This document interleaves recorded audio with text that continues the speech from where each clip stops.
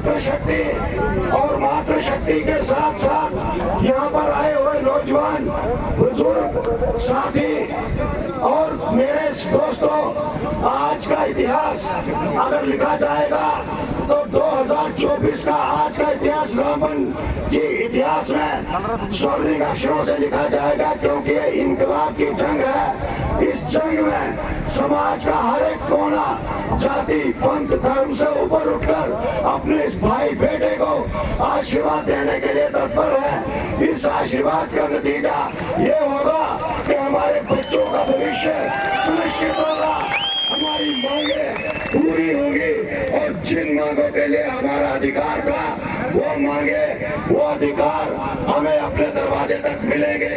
और देखते होंगे, आपने देखा होगा कि किस तरह से जम्मू कश्मीर के इतिहास में एक लोकतांत्रिक प्रणाली के तहत जब नॉमिनेशन भरा जाता है तो कुछ मैंडेट पार्टियों से दिए जाते हैं, कोई पार्टी ए हो, कोई पार्टी बी हो, और कुछ होते हैं जो इंडिपेंडेंट प्रत्याशी के तौर पर नॉमिनेशन भरते हैं। आपने देखा होगा कि किस तरह से, आपने देखा होगा कि किस तरह से 2500 से ज्यादा जब लोग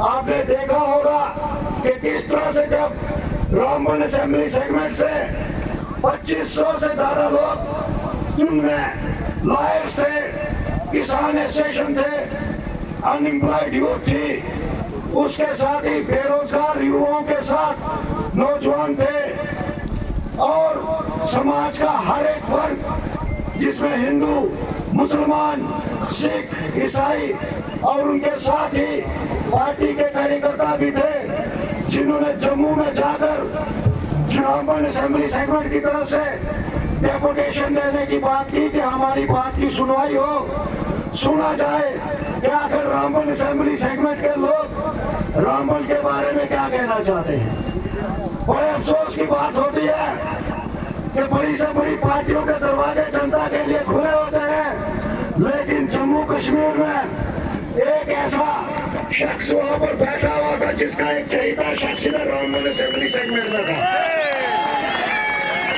वहां पर रामबन असेंबली सेगमेंट के दरवाजे रामबन की जनता के लिए बंद कर दिए गए।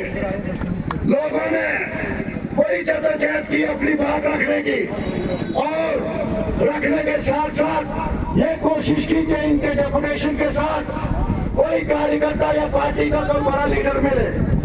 उन्हें आश्वासन देने के लिए बाहर तो लाया, लेकिन उस जनता को ना एक गिलास पानी दिया, ना अंदर आने दिया। अब ये बात मान सम्मान की होती है, प्रतिष्ठा की होती है। ऊंचे ओहदे पर बैठा व्यक्ति ऊंचा तब तक नहीं हो सकता जब उसका भाव स्वभाव ऊंचा नहीं हो। व्यक्ति कितना भी ऊंचा क्यों नहीं हो, उसके मन में जनता के लिए अगर प्रेम नहीं है, जनता के हर वर्ग के लिए प्रेम नहीं है, तो उसको देखो हम ठोकर मार चुके हैं। हमने वो ओहदा भी ठोकर मार दिया, क्योंकि उस ओहदे की बदौलत आपने देखा होगा कि टिकट गए बड़े बड़े सौदागर थे, उन्होंने एक भी नहीं सुनी रामबन असेंबली सेगमेंट के लोगों की।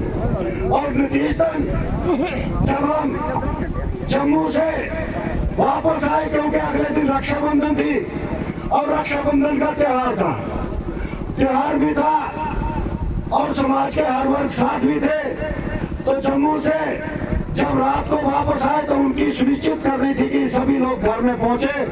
2:30 बजे जब रामबन में पहुंचे तो व्यवस्था ये थी कि काफी लोगों को मैंने घर पे रखा, काफी होटलों पे रखे, कुछ पड़ोसियों के रखे, कुछ को घर के लिए भेज दिया, ये सुनिश्चित करने के लिए कि व्यक्ति के मान सम्मान के साथ आंच नहीं होनी चाहिए, उनके मान भाव के साथ ठोकर नहीं लगनी चाहिए। निसंदेह ही उन्होंने आश्वासन दिया और कहा कि आप जाइए और फार्म तैयार कर दीजिए, जो भी होगा देखा जाएगा।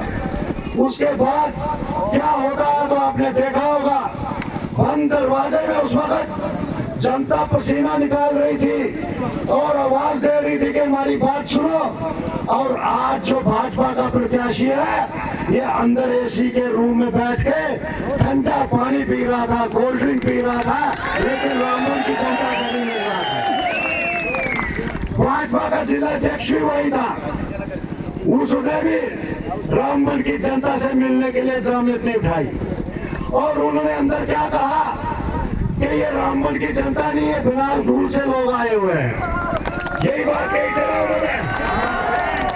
उसके बाद होता है कि पार्टी के लीडर बाहर आता है और कहते हैं कि हाथ उठाओ, इसमें से फिलहाल का कौन है। किसी भी शख्स ने हाथ नहीं उठाया। उन्होंने कहा कि हमें पहले पता होता तो हम आपके लिए खाना भी बना के रखते। जनता ने कहा कि हमें रोटी की कोई जरूरत नहीं, हमें सिर्फ रामबन असेंबली सेगमेंट से सूरज सिंह परिहार चाहिए। यही बात थी। उसके बाद इतिहास बदलता है। किसी शख्स के कहने पे वो शख्स जो ये कहता था कि रामबन असेंबली सेगमेंट में मैं टिकट भी पैसे से मैनेज कर लूंगा और यहाँ के वोटरों को भी खरीद लूंगा, वो शख्स। और हमारा भी जवाब था कि आप धन बल से जितना भी प्रयास कर लें टिकट खरीद सकते हैं, लेकिन जनता का ईमान, जनता का स्वाभिमान कभी नहीं खरीद सकते, कभी नहीं खरीद सकते। आपको अगर धन बल का गुमान है तो जनता को इस जन बल का गुमान है। ये वो जनता है जो रामबन के लिए दिन रात कार्य करती रहती है, रामबन असेंबली सेगमेंट के लोगों के लिए दिन रात काम करती रहती है। क्या मंशूर, क्या इनकलाब, क्या फैसला, इतिहास गवाह है कि जब रामबन असेंबली सेगमेंट के लोग हमारे घर में आए तो उन्होंने कहा परिहार साहब टिकट तो बिक चुका है, आप क्या करोगे। तो मैंने कहा तो मैंडेट तो बिक गया होगा जिस तरह आप बता रहे हो। तो जनता ने कहा कि परिहार साहब मैंडेट उधर रख दो, आप बतौर इंडिपेंडेंट नॉमिनेशन भर दो। और तो आपने देखा होगा कि 10,000 से ज्यादा लोग, मैंने पार्टी से रिजाइन किया और 10,000 से ज्यादा लोग सुबह नॉमिनेशन कराने के लिए घर पे आ गए और इसी तरह शाना बशाना नॉमिनेशन किया और घर में वापस पहुंचाया। वो मान सम्मान इतिहास में लिखा जाएगा कि जनता का प्रत्याशी सूरज सिंह है। यहाँ सूरज सिंह इलेक्शन नहीं लड़ रहा, यहाँ रामबन असेंबली सेगमेंट के माताएं इलेक्शन लड़ रही हैं, बहनें इलेक्शन लड़ रही हैं, नौजवान इलेक्शन लड़ रहा है, बेरोजगार युवा इलेक्शन लड़ रहा है। वो शख्स इलेक्शन लड़ रहे हैं जो ये चाहते हैं कि हमारे गांव में सड़क हो, बिजली हो, पानी हो, रास्ते हो, डिस्पेंसरी हो, एजुकेशन सिस्टम हो, स्कूल अपग्रेड हो और उनकी सुनवाई हो, साथ ही साथ हिंदू मुसलमान का भाईचारा हो। वो शख्स इलेक्शन लड़ रहे हैं। इसके सिवा और क्या चाह रहा था। नॉमिनेशन भरा तो उसके बाद अच्छे से अच्छे सियासतदानों की जमीन खिसकना शुरू हो गई। वो उस ढेर और अभिमान में जी रहे थे, उस अहंकार में जी रहे थे कि मानो वो सोचते थे कि रामबन असेंबली सेगमेंट के लोग उनकी जागीर है और उनके पिट्ठू बने हैं, जो वो तय करेंगे वो ये कर लेंगे। लेकिन अब ऐसा नहीं होगा, नहीं होगा। आपने देखा होगा कि कैसे कैसे आजकल बड़े बड़े जहाज उतर रहे हैं, बड़े बड़े नेता जी आ रहे हैं, उनका मान सम्मान तो भारतवर्ष में है। लेकिन एक बात बता दूं, वो रामबन असेंबली सेगमेंट में गलत शख्स का प्रचार करने आ रहे हैं और जिस शख्स के लिए वो वोट मांगने के लिए यहाँ उतर रहे हैं वो शख्स अपनी सियासी जमीन खो चुका है। वो अपने दम पे बेंच तक नहीं बन सकता। तो असेंबली की बात तो बड़ी दूर की बात है। उसकी हिम्मत नहीं, क्या लूट खसोट की थी उसने, क्या दुख दर्द था उस लोगों के दिल में। पूछे उन नौजवानों से जो वहां ठोकरे खाते रहे, धूल चूमते रहे, धूल के बीच में जाते रहे, इसलिए कि 2 वक्त की रोजी रोटी कमाने के लिए गुहार लगाते रहे, आते रहे, जाते रहे, आते रहे, जाते रहे। वो शख्स कभी 40,000, कभी 50,000, कभी 60,000 मांगने लगा। ये रामबन की जनता कहती है, रामबन की जनता कहती है। और 5-6 महीने के बाद वहां से निकाल फेंका और निकाल दिया। उसके बाद देखिए, अगर सिराज बेल्ट का कोई नौजवान युवा था, जुमदार बेल्ट का कोई नौजवान युवा था, ओगल परिस्तान का कोई नौजवान युवा था, चाहे हमारे बटन दुतन से लेके पूरा अगर ये एरिया देखे तो धर्मों थोर तक तो कोई नौजवान था। उनके साथ क्या रसूख था कि ये बिहार वाले हैं, इनको नहीं लगाना है, यहाँ बिहारी लगेंगे, यहाँ बिहारी लगेंगे। और कुछ लोग अपने स्वार्थ के लिए उसके इर्द गिर्द चमचागरी छेर चमचागरी करने लगे, सिर्फ इसलिए कि रामबन के लोगों का हक खाया है इन्होंने, रामबन के लोगों के साथ बेइंसाफी की है इन्होंने। और इस वक्त जनता जागी, जनता ये जानती है कि अपना हक कैसे लेना है, अपनी बात कैसे रखनी है। कभी ये आपने देखा कि ये बड़े बड़े जहाज उस वक्त क्यों नहीं उतरे कि जब हॉस्पिटल में प्रॉब्लम थी? ये बड़े जहाज उस वक्त क्यों नहीं उतरे जब हमारे गांव में सड़क से लेके पानी तक की किल्लत थी? ये बड़े जहाज उस वक्त क्यों नहीं उतरते थे? उनके मुंह से ये बात क्यों नहीं लिखी कि बीडीजी की सैलरी दो, अनपेड वाले को सैलरी दो, इनको कुछ न कुछ दो, इनका परिवार है। हमने सोचा कि ये नेता बड़े बड़े हैं जिनका मान सम्मान भी है, मत आके बीडीजी वालों की कोई बात करेगा। यहाँ से बीजेपी के प्रत्याशी का एक मैंने ऑडियो सुना, वो कह रहा है कि मैंने नॉमिनेशन भरना है और जनता को कह रहा है आ जाओ, जनता आ ही नहीं रही है। वो भी कह रहा है, वो कह रहा है कि मेरी कंपनी से बात हो चुकी है, वो हाथ देकर देगा जीएम, लेबर आ जाओ। उनके साथ वो शख्स है, वो हमारे भाई हैं जो रामबन असेंबली में सेगमेंट के नहीं पढ़ते, दूसरी रियासत के बाहर से आए हुए हैं। वो शख्स लेके, आधे से ज्यादा वो शख्स लेके नॉमिनेशन किया। और इधर आप चाहे दूरबीन हो, माइक्रोस्कोप है, जो भी लगा लो, सब रामबन असेंबली सेगमेंट के लोग मिलेंगे, सब रामबन असेंबली सेगमेंट के मिलेंगे। मेरे कहने का मतलब यह है कि इनका अहंकार इस कदर बढ़ गया है, ना ये गांव के स्कूल की बात करेंगे, ना स्कूल को अपग्रेड करने की बात करेंगे, ना वहाँ डिस्पेंसरी की बात करेंगे, ना वहाँ रोजगार की बात करेंगे, ना वहाँ जो हमारे बेरोजगार युवा हैं, चाहे वो स्किल्ड है, सेमी स्किल्ड है, अनस्किल्ड है, उनकी बात करेंगे। उन्होंने एक ही पेशा सीखा है कि पैसे खाओ, पैसे खाओ, पैसे खाओ और जनता के साथ धोखाबाजी करते रहो। लेकिन अब जनता सतर्क हो चुकी है, अब ये नहीं मानने वाली है। दूसरी तरफ आप देखेंगे कि अब वो कहते हैं कि कल मैं देख रहा था सोशल मीडिया पे कि वो कह रहे हैं कि ये तो भाई एनसी के साथ मिला हुआ है। अच्छा, अब हमें हिंदू याद आ रहे हैं, हिंदू खतरे में हो रहे हैं। इस सांपनुमा दोष से तो हिंदुओं को सबसे बड़ा खतरा उससे है कि जो ये कह रहा भड़का रहा है जनता को, और ये कह रहे हैं उनके पोस्टर देखिए, उनके फेसबुक पेज देखिए, किस किस्म की राजनीति पे है, भड़काने की राजनीति, हिंदू मुसलमान करने की राजनीति। लेकिन समाज ने ठान लिया है, अब ये उनका सौदा बिकने वाला है इस बार, बिल्कुल भी नहीं है।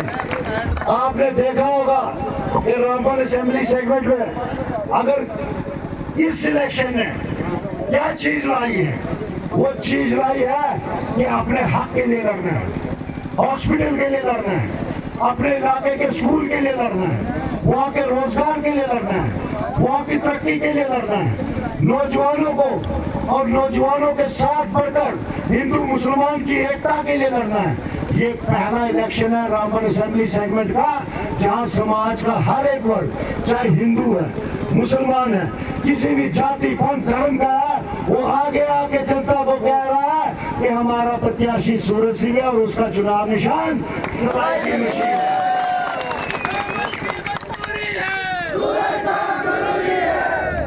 नेशनल कॉन्फ्रेंस का एक और प्रत्याशी है, एक उनका मैंने व्हाट्सएप पे लोगों ने लड़कों जिस तरह जो जनता ने मेरे को भेजा मैं वहीं से माइक से कह रहा हूँ इधर। उसने कहा कि ये देखिए अब तो सूरज सिंह की मुसलमानों के वोट भी ले रहा है, अब तो ये नहीं ये बताइए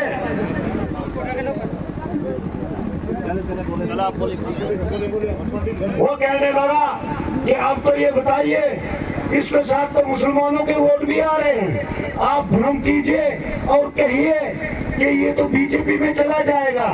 अरे हमने कहा मेरे भाइयों मेरे दोस्तों ये वो शख्स है जिसने 10,000 लोग जिसके घर पर आए और वहां प्रण लेके कहा कि अगर नॉमिनेशन बतौर इंडिपेंडेंट प्रत्याशी भरा है तो हम आगे भी इंडिपेंडेंट ही रहेंगे। ये हमारा एक प्रण है, ये प्रण है। किसी में भ्रम की स्थिति पैदा करने की कोई शख्स इतना नहीं पैदा हुआ ये भ्रम की स्थिति पैदा करे। उनके नेता का क्या कहिए, उमर अब्दुल्ला के बारे में तो जानते हो, इसी जनसभा में वो संबोधित भी कर रहे थे, कुछ बनाल से कुछ गूल से कुछ कंपनियों वाले और कुछ यहाँ के लोग मिलके यहाँ से स्पीच दे रहे थे। उनके बारे में आप देखें कि 2024 में जब पार्लियामेंट्री इलेक्शन हुआ तो उन्होंने एमपी का इलेक्शन का फॉर्म भरा और उनका एमपी के इलेक्शन में उनके खिलाफ किस शख्स ने भरा, जो शख्स जेल के अंदर था। नतीजा क्या हुआ, जो जम्मू कश्मीर का चीफ मिनिस्टर है वो जेल के अंदर बैठे हुए व्यक्ति से हार गया। ये तो हालत है। और उसके बाद उन्होंने फिर कहा कि मैं तो जम्मू कश्मीर जब तक स्टेट नहीं बनेगी तो मैं इलेक्शन नहीं लड़ूंगा।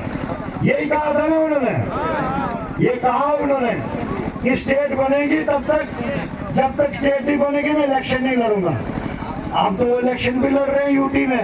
उधर से ये भी सुनने में आया कि इंजीनियर रशीद को बेल होगी, बाहर छोड़ दिया। अगर इस बार इंजीनियर रशीद ने उसके आगे फार्म भर दिया तो ये मान लेना उमर अब्दुल्ला की जमानत भी जब्त हो गई। वो आगे में रामबन में बताएंगे कि रामबन की असेंबली के लोग क्या करें।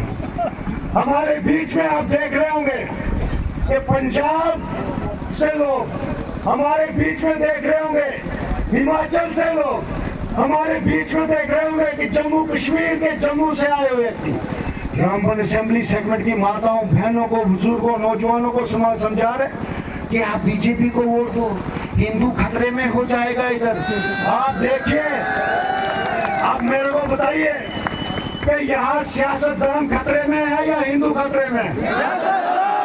मैं पहले ही कह रहा था दोनों प्रत्याशियों की जुबान जब्त होने वाली है। आपने पूरी स्पीच में देखा होगा, जहां जहां मैं गया मैंने ये तय किया था कि इस छोटे से वक्त में जितना भी हो, दिन हो रात हो, चलेंगे, निस्वार्थ भाव से चलेंगे। चाहे चुचेतर हो, सिरो हो, राजगढ़ सराज बेल्ट हो, पूरी जुमदार बेल्ट हो, पोगल की बेल्ट हो, पोगल परिस्तान का एरिया हो, टंगर दुर्गम बटन हो, कभी खतर वाला एरिया हो, मैत्रा ब्लॉक से लेके सावली सनासर से लेके चाहे बटोत हो, बटोत की लास्ट पंचायत धर्मोत्थोर हो, वहां तक खुद जहां भी कोशिशें प्रयास करेंगे पहुंचेंगे। आप देखते होंगे सोशल मीडिया पे आज आप सोच रहे होंगे कि सूरज सिंह फूल क्यों बरसा रहा है। भाइयों, जब मैं गांव में पहुंचा रात को 12 बजे, कहीं 10 बजे, कहीं जितने बजे, लोगों ने भी ऐसे ही स्वागत किया था मेरा। तो लिहाजा अब मैं चूक जाता तो किस मुंह से उनके सामने आंख मिलाता या बात कर पाता। जो शख्स रात के 12 बजे तक भी, जो माताएं रात को हमारी पूरी टीम के लिए खाना बनाती रही, हमारे साथ वो उन्होंने बिल्कुल अपना दुख दर्द शेयर किया, ये बताया कि किस तरह से सियासी दरिंदों ने यहाँ हमें बांट के रखा और किस तरह से हमारे इलाके की तरक्की को, खुशहाली को और हमारी बात को रोकने के लिए सिर्फ एक बात करते हैं कि तुम हिंदू हो, तुम मुसलमान हो, तुम बीजेपी को हो, तुम एनसी के हो। उन्होंने उसी वक्त निश्चित कर दिया कि ये शोला हमने अब फेंक देना है, इस बार अपने भाई अपने बेटे को जिताना है। मेरे हाथ में बांधी हुई है कलाई, और कलाई में ये धागा एक बरकुंड में हमारी एक बहन शिष्टा देवी ने बांधी। और जानते हो क्या कहा कि भैया मुझे लगता है माता रानी ने आपको जिता दिया है, तो आप जीते हुए हो, लेकिन एक बात याद रखना, जब भी कोई गांव का शख्स हो आप अपने दरवाजे बंद नहीं रखना, चाहे वो शहर से हो गांव से हो, उनकी बात जरूर याद रखना। मैंने बोला मेरी बहन ये बता ये कैसे हुआ, बोलती है उस एमएलए का नाम नहीं लूंगा, उन्होंने कहा कि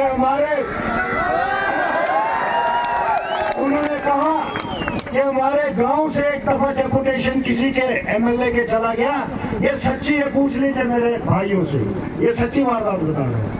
कहा कि डेपुटेशन एमएलए से मिलने चला गया, हम गांव के लोग हैं, जूता खोलेंगे तो पसीना भी आ जाता है, जूता बाहर खोला अंदर गए तो उन्होंने कहा इनको बाहर रखिए, इनके पाँव से स्मेल आती है। भाई साहब, माताओं बहनों, जितना पसीना उनके पाँव से निकला होगा उतना मैंने अपने माथे से इस 9 दिन में निकाला, इस 14 दिन में निकाला। ये प्रण किया कि हर एक जगह पहुंचने की कोशिश करूंगा, ये प्रण किया कि दिन और रात हो जाएंगे जरूर अपने भाइयों के बीच में, उनका दुख दर्द देखने के लिए। जंग किसकी है? जंग है सड़क की, जंग है पानी की, जंग है रोजगार की, जंग है एजुकेशन की, जंग है बिजली की, जंग है रास्तों की, जंग है डिस्पेंसरी की, जंग है आपसी एकता की, भाईचारे की, नौजवानी आएगी। इतना बेइंसाफी की कि आज इंकलाब की आग इस कदर रामबन असेंबली में फैली है कि बड़े बड़े हवाई जहाजों की हवा तक निकल गई है, हवा तक निकल गई है। इस दुख दर्द को पहचानने की जंग है। उनका ये भाई, ये बेटा उसी दिन बुलंद कर दिया था कि सारा जीवन जनता की सेवा के लिए, जनता की उम्मीदों पे खरा उतरने के लिए, जनता के साथ आगे चलने के लिए, अपने इलाके की तरक्की के लिए न्योछावर करता है और पूरा जीवन जनता को अर्पित करता है। इसी प्रण के साथ हमने ये कहा था कि रघुकुल रीत सदा चली आई, जान जाई पर इस वचन पर सूरज सिंह अटल है, इस वचन पर आपका ये भाई अटल है, इस वचन पर आपका ये बेटा अटल है। बात दूर तरफ जाएगी अगर सारे पुलिंदे खोलेंगे। उन चीजों को देखिए जो बेसिक चीजें, जो इंसान का बुनियादी अधिकार है। जहाँ हॉस्पिटल में एक माता हो, बहन हो, पेशेंट हो, कोई डॉक्टर नहीं मिले, वो अगर शाम को कहीं आते थे तो हमारे घर पे बोलते थे कि भैया नीचे चलो, नीचे देखने वाला नहीं है। ना मैं डीडीसी, ना मैं बीडीसी, ना एमएलए, ना मिनिस्टर, लेकिन चुप रहता तो तब तक रहता जब जनता का सबर टूट गया तो आपके इस भाई का भी सबर टूट गया। जो जनता ने तय किया और जनता अब तय कर रही है। जनाब एडवोकेट सुरेश परिहार साहब जिंदाबाद, एडवोकेट सुरेश परिहार साहब जिंदाबाद, एडवोकेट सुरेश परिहार साहब जिंदाबाद। रामबन असेंबली की मजबूरी है, सुरेश साहब जरूरी है, रामबन असेंबली की मजबूरी है, परिहार साहब जरूरी है। अब देखिए कि अगर हम देखेंगे तो हमारे पूरे रामबन असेंबली सेगमेंट में जो पंचायतें हैं, अगर टोटल पंचायतों को कैलकुलेट करेंगे तो हर एक पंचायत में क्या होना चाहिए, क्या मंशूर होना चाहिए, किस लिए असेंबली में कोई नुमाइंदा भेजा जाता है, उस पंचायत का सिस्टम निजाम किस किस्म का होना चाहिए। वहाँ सड़क हो, बिजली हो, रास्ते हो, पानी हो, डिस्पेंसरी हो, एजुकेशन सिस्टम हो, स्कूलों को अपग्रेड किया जाए, बच्चों के लिए प्लेग्राउंड हो, स्टूडेंट्स के लिए कंप्यूटराइज्ड एजुकेशन हो, नेटिंग सिस्टम हो, इस किस्म का पैटर्न हो ताकि वहाँ बेसिक रूट लेवल पे उनको सहूलियत प्रोवाइड की जाए।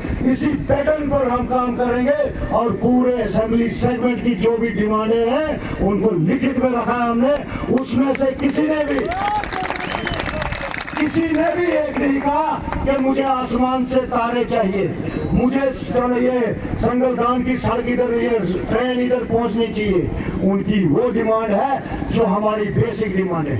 इन डिमांडों को पूरा करने के लिए, इन डिमांडों को आगे बढ़ाने के लिए और उनके मंसूबों को पूरा करने के लिए हमने प्रण लिया है कि ये सारे कार्य आपका भाई, आपका ये बेटा निश्चित रूप से करेगा। एक भी संदेश अपने बीडीसी भाइयों को भी देना चाहता हूं। आखिर कब तक वोट पे वोट देना है?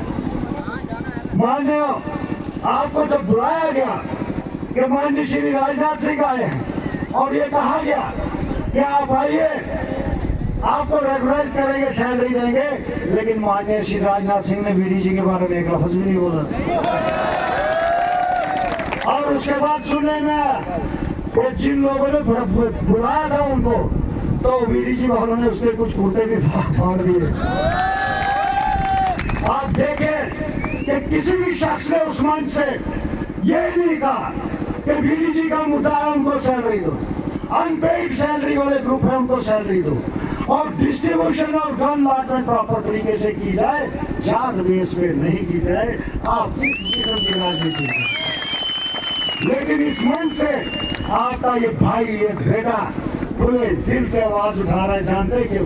क्योंकि हम आजाद उम्मीदवार हैं, आजाद उम्मीदवार हैं, किसी का चोला नहीं पहना है इस वक्त। और ये आवाज आगे भी उठाते रहेंगे, असेंबली में भी उठाते रहेंगे, उन नेताओं के पास भी उठाते रहेंगे जिन्होंने सारी उम्र इनका वोट बैंक सूदखोरी में खा लिया।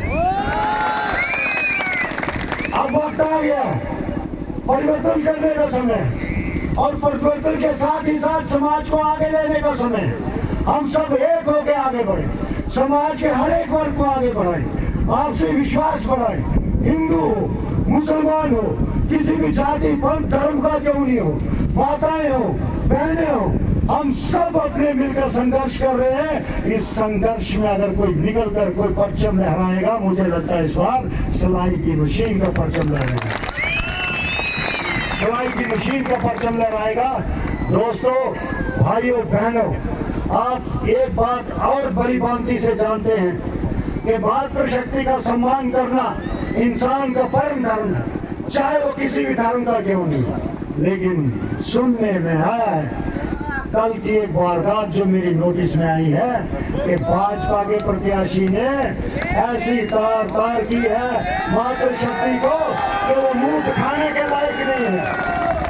ये याद रखिए कि ऐसे दरिंदों के लिए वोट मांगने वाले व्यक्ति, ऐसे जाहिलों के लिए वोट मांगने वाला व्यक्ति, और ऐसे व्यक्ति जो ये कहते हैं कि राकेश जैसे व्यक्ति को वोट दे दे, उसके चाल चरित्र और चेहरे को देखिए कि किस किस्म का नाग है और किस किस्म की बातें करता है। मातृशक्ति के लिए उसने क्या बात की है, इसका साथ आप घबराइए नहीं, आप बेपरवाह रहिए। आपके भाई की कलाई पर जब तक ये राखी का दम है, हिसाब करार किताब बराबर उससे करेगा। जितनी ताकत है, जितने जहाज है, जितनी भी ताकत है लगा ले, जितने भी सौदागर है बैठा ले, जितनी भी शराब बांटती है बांट दे, जितने भी पैसे हैं बांट दे, लेकिन जनता ने जो तय किया कि उसकी जमानत जब्त करनी है, तो जब्त हो गए। आप देखेंगे कि बड़े बड़े दीदा दानिश्ता कुछ नीता हुआ कुछ शख्स उसके लिए अभी भी कह रहे हैं कि वोट दो। बड़े अफसोस की बात है, रावण की पैरवी करने वाले इस कलयुग में आज भी वो लोग जिंदा है, आज भी जिंदा है। वो ये नहीं सोचते कि उनके घर में भी माँ है, उनके घर में भी बेटी है। अगर वही बात उनकी माँ बेटी के लिए किसी ने कही होती, तो अगर सच्चा क्षत्रिय होता तो उसका गर्दन न कर देता। मैं जानता हूं कि किसी भी किस्म की हिंसा को इंसान समर्थन नहीं करता, लेकिन वाक्य है, वाक्य को वाक्यों की तरह रखा जाता है। इंसान का मनोबल, मान सम्मान, इतिहास देखें कि किस तरह से नारी शक्ति के लिए बड़े बड़े युद्ध लड़ेंगे। महाभारत तक हुई, क्यों हुई? इसीलिए कि मान सम्मान की बात थी, इज्जत की बात थी। अगर ऐसी बात करने वाले शख्स को आप समर्थन कहते हैं तो मुझे लगता है ऐसे लोग जो उसके लिए वोट मांग रहे हैं वो मानसिक संतुलन खो बैठे हैं, वो समाज में कहीं वोट उठाने लगे। आप जानते हैं कि मेरा इशारा किस तरफ है और किस बात की है, और ये मान के रखिए कि चुप रहना और ज्यादा चुप रहना ये भी समाज के लिए हानिकारक होता है। हम बोल रहे हैं, खुल के बोल रहे हैं, जानते हैं क्यों? क्योंकि आपका बेटा ये भाई इंडिपेंडेंट हो गया, किसी का तबका या किसी का पता नहीं लगा हुआ है, सिर्फ समाज का, इस जनता के मनोबल, जनता के आशीर्वाद से आगे बढ़ेंगे, आगे चलेंगे और जनता के लिए काम करेंगे। आपने देखा होगा, एक और बात मेरे को याद आती है कि बड़े से बड़ा प्रत्याशी, बड़े से बड़ा इंसान क्यों नहीं हो, वो ये सोचता है कि आजकल मैं गांव में शराब पहुंचा के, आजकल गांव में मैं पैसा पहुंचा के धन बल से जनबल खरीद सकता हूँ। लेकिन अफसोस, आज अगर घर में कोई उसकी शराब पी के आता है, सुबह बच्चे भी उससे बात नहीं करते हैं कि राकेश की शराब पी के आया, और वो भी कहते हैं पापा कि ये आदत सुधार दो और सिलाई की मशीन की तरफ हो जाओ। आगे जंग किस बात की है, किस चीज के लिए आह्वान कर रहे हैं? ये हम अपनी जंग क्यों लड़ रहे हैं? ये समाज की आवाज है, ये लोगों की आवाज है, हर एक किसान की आवाज है, हर एक बुजुर्ग की आवाज है, माताओं बहनों की आवाज है। इस आवाज को आपका ये भाई, आपका ये बेटा कभी दबने नहीं देगा, ये कसम खा के मैं बोलता हूँ। अपने साथ, अपने लोगों के साथ हमेशा खड़ा रहूंगा, आखिरी दम तक खड़ूंगा और आखिरी दम तक आपके साथ रहूंगा। यही प्रण और यही वचन है।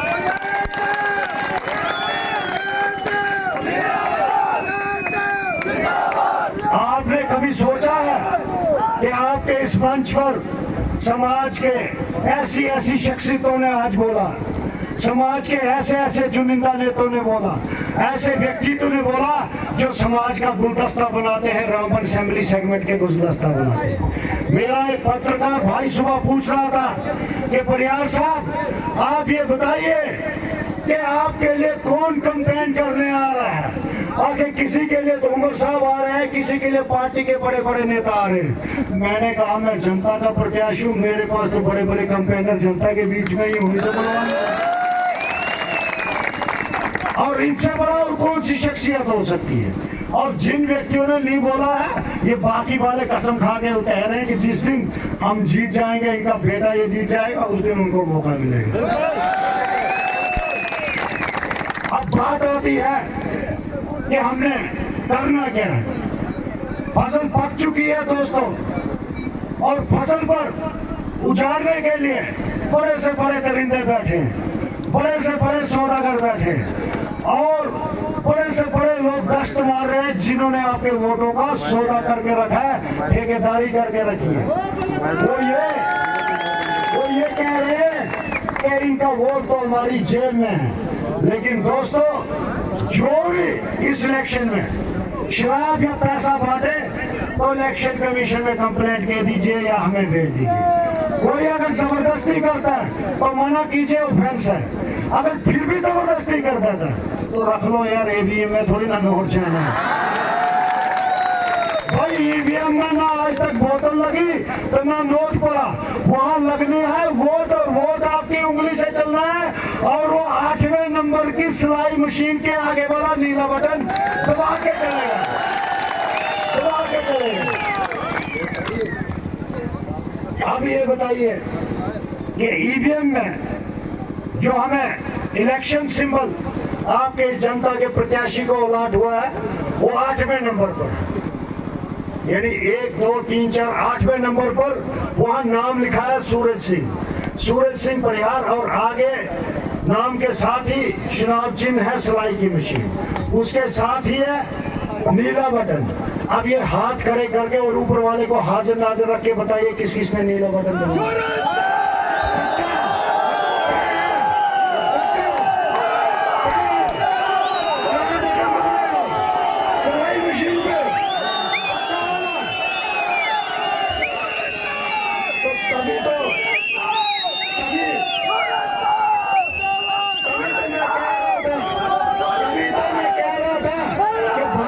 प्रत्याशी की भी और नेशनल कॉन्फ्रेंस के प्रत्याशी की भी जमानत जब्त होनी निश्चित है, इसलिए मैं कह रहा हूँ।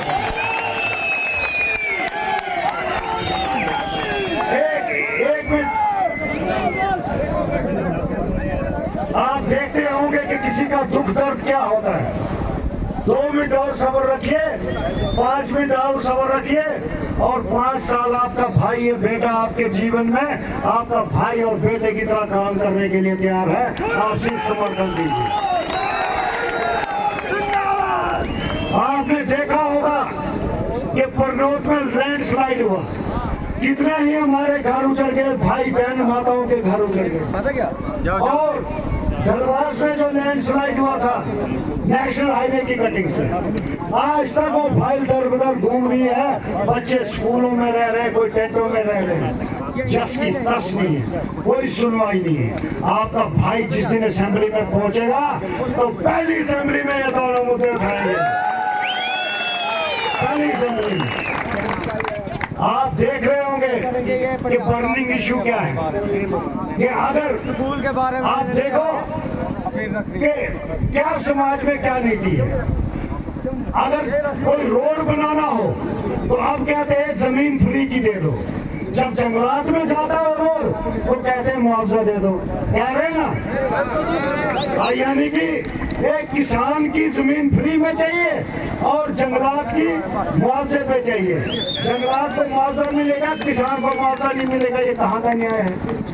पॉलिसी क्या है कि जो सेटलमेंट में जो मलकीती जमीनें थे जिनको स्टेट लैंड किया, तो आज उनको निकाल रहे हैं, उनको रेगुलाइज किया जाएगा। आपका भाई भी ये वादा करता है, वादा करता है। लिहाजा वक्त पहले ही कम था, वक्त भी हो चुका है। आप रामबन में प्लेग्राउंड नहीं है, जब आप असेंबली में आओगे सबसे पहले प्लेग्राउंड बनना चाहिए। अभी आपने देखा होगा, नशे में जा रहा है हमारा। आपने देखा होगा कि राजगढ़ के हमारे भाई बहन सबसे बड़ी डिमांड थी उनको कि कॉलेज बनना चाहिए। और बुटोत में मैंने सुना कि कॉलेज दिया भी था। कल मैं पूरे बुटोत में घूमता रहा कि वो बना कहाँ, दिखा नहीं। पूछ लेना मेरे भाइयों को, पूछ लेना मेरे भाइयों को, कोई कोना नहीं छोड़ा मैंने। कभी इधर कभी उधर बोल रहे थे कि कॉलेज दिया है, 6 साल से पता ही नहीं बना कहाँ है। और राजगढ़ में हमारे भाई, हमारे लोग, हमारी माताएं, हमारे युवा कह रहे थे कि कॉलेज बना जाए, कॉलेज दिया जाए। 2014 में भी डॉक्टर साहब ने बोला दे देंगे, 19 में भी बोला दे देंगे, अब 24 में भी बोला दे देंगे, लेकिन दी क्या? Wine shop. यानी आप समझ रहे हो, ये यानी मांग रही है जनता कॉलेज और दे रहे वाइन शॉप। और बड़े अफसोस की बात है, अगर इस किस्म से पॉलिसी चली तो नौजवान नशे की लत में नहीं जाएगा तो और क्या करेगा? जब घर के दरवाजे पे मिलना चाहिए राशन तो मिल रही है शराब, तो समाज कैसे बढ़ेगा? और ये आपका भाई जिस दिन ये पहुंच गया ना, वो कॉलेज भी बनेगा और वाइन शॉप वाले लोगों को ज्ञान देगा।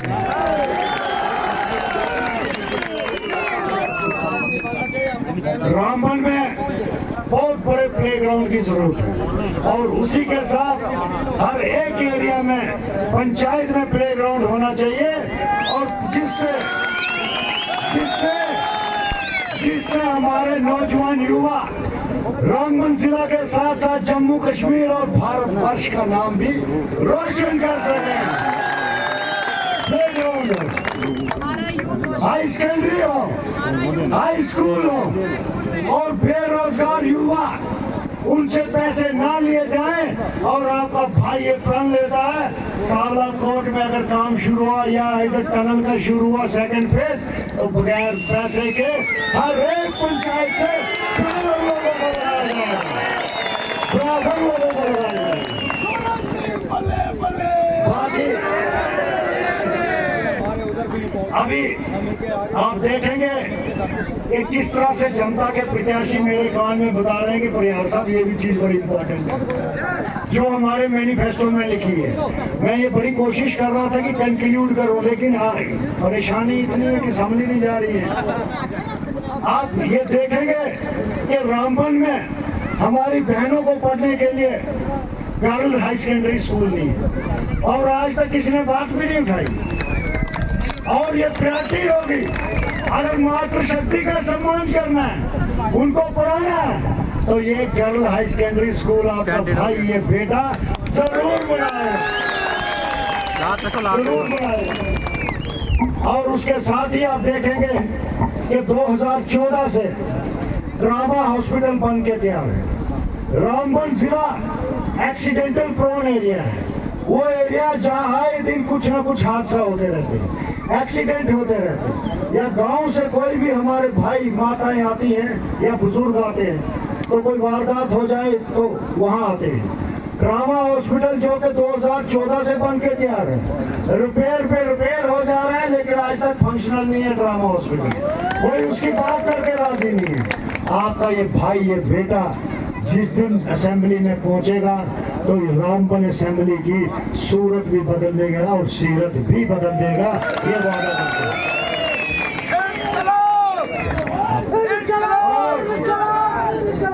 और जो आज अगर मिनिमम वेजेस एक्ट देखेंगे तो उसके तहत एक मजदूर को मिनिमम वेजेस मिलना चाहिए, लेकिन हमारी माताएं आशा वर्कर जो आंगनबाड़ी में है, उनका मिनिमम वेजेस से भी नीचे सैलरी मिलती है, उन्हें इज्जत मिलता है। जो सरासर अत्याचार है, अन्याय है, उनकी आवाज बुलंद करने के लिए आपका ये भाई, आपका ये बेटा पूरा प्रयास करेगा कि उनको उनकी मेहनत के मुताबिक, मिनिमम वेजेस एक्ट के मुताबिक पूरी जिस तरह उनकी मेहनताना बनता है वो मिले और उनकी सैलरी को बढ़ाया जाए।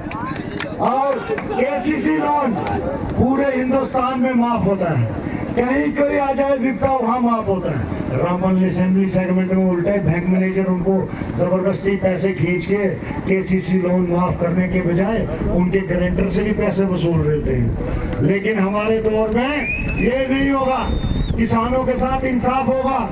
आप देखेंगे कि हमारे जो गद्दी और सीपी भाई हैं, उनके लिए क्या एक हॉस्टल होना चाहिए रामबन में या नहीं होना चाहिए? आप जम के समर्थन करो, आपको एसटी रिजर्वेशन मिली, लेकिन गद्दी सीपी भाइयों को एक भी नुमाइंदगी नहीं मिली। बड़े अफसोस की बात है, बड़े अफसोस की बात है। इनके लिए रामबन में गद्दी सीपी हॉस्टल बनाएंगे ताकि इनके भाई, इनकी बहनें और इनकी बेटियां वहां पढ़ सके और वहां रहने की व्यवस्था हो उनके लिए सुचारू रूप से। गुज्जर अग्रवाल हॉस्टल जो डीसी ऑफिस के एक पहले टर्म में 2014 से बनने के लिए तैयार है। सुनने में आया कोई 1.5 करोड़ से ज्यादा पैसा लग गया, लेकिन वो बिल्डिंग नहीं बन रही। और जिस दिन आपका ये भाई बन गया ना, वो बिल्डिंग भी बनेगी और आप ही से उस बिल्डिंग का इनॉग्रेशन भी करोगे। डिस्ट्रिक्ट लेवल पोस्टें यूटी में और सिलेक्शन डिस्ट्रिक्ट लेवल पर हो, इसके लिए हम हर प्रयास करेंगे, असेंबली में आवाज उठाएंगे, ये बात सुनिश्चित करेंगे। और आप देख रहे होंगे कि यहाँ पर जो भी लिंक रोड है, जिस भी पंचायत में जिसका हमने खाका तैयार किया है, उस पंचायत तक वो लिंक रोड पहुंचाएंगे। पूरा मंशूर तैयार है। इसके लिए करना क्या है? इसके लिए आपको आशीर्वाद देना है और 18 तारीख को सलाई के सामने वाला नीला बटन दबाकर जनता के इस प्रत्याशी को जिताना है। लिहाजा अब ज्यादा ना बोलते हुए मैं अपने विचारों को यहीं विराम दूंगा और ये कहूंगा कि आप ऐसे ही आशीर्वाद बनाए रखें, ऐसे ही समर्थन रखें। जहां तक आपका संपर्क हो, जो भी पोलिंग स्टेशन हो, जो भी आपके फैमिली मेंबर्स हो, पड़ोसी हो, रिश्तेदार हो, जहां तक आपकी आवाज पहुंच सके उन तक संपर्क साधिए और कहिए कि इस बार जनता के प्रत्याशी सूरज सिंह को भारी अक्सरियत से जिताना है और सलाई के सामने वाला नीला बटन दबाना है। और हमारा सीरियल नंबर 8 है, वोट देकर भारी अक्सरियत से असेंबली में पहुंचाइए। आपका ये प्रत्याशी प्रण लेता है कि लास्ट इंसान में यही होना है, हमारे लिए आखिरी सफर यही समाप्त होता है। प्रण लेता हूं कि किसी के साथ अगर अन्याय हुआ, अत्याचार हुआ, किसी के दुख तकलीफ में आपका ये भाई उनके साथ शाना बिशाना खड़ा रहेगा, शाना बिशाना खड़ा रहेगा। अब ये समाज की पगड़ी है, हमारे भाइयों ने समाज के हर एक बुजुर्ग ने ये पहनाई है। और मैं कहता हूं कि इस पगड़ी की लाज आप आपके हाथ में है, आपने इसकी लाज भी बचानी है और मान सम्मान भी बचाना है, और साथ ही साथ जो दूसरे प्रत्याशी हैं उनकी जमानतें भी जब्त कर रहे हैं। लिहाजा 2-3 नारे दूंगा, उसका आप जवाब देंगे और जोरदार तरीके से देंगे। भारत माता की, भारत माता की, आजाद हिंदुस्तान, आजाद हिंदुस्तान, आवाज दो, आवाज दो, इनकलाब, इनकलाब। हमारा चुनाव निशान क्या है? हमारा चुनाव निशान क्या है? हमारा चुनाव निशान क्या है? जय हिंद, जय भारत। जिन भाइयों ने खाना नहीं खाया है वो हमारे घर में उनके लिए खाना बन के तैयार है, खाना खा के घर जाए। और हमारे दरवाजे हमेशा आपके लिए खुले हैं। साथ ही साथ जो हमारे पोलिंग बूथ एजेंट्स हैं